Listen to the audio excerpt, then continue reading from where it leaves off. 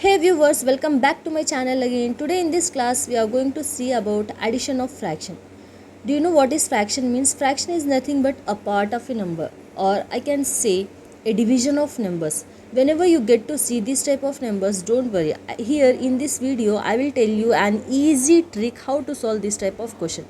All you have to do is you have to sum the numerator and denominator, that is 4 plus 7 11 divided by copy the same denominator 7. This is our answer.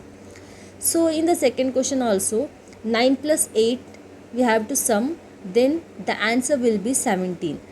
Then copy the denominator, that is 9. This is our answer.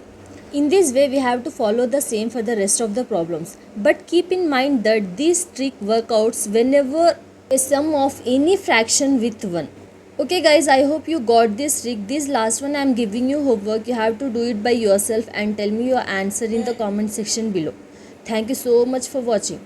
Please don't forget to like, share and subscribe. Thank you once again.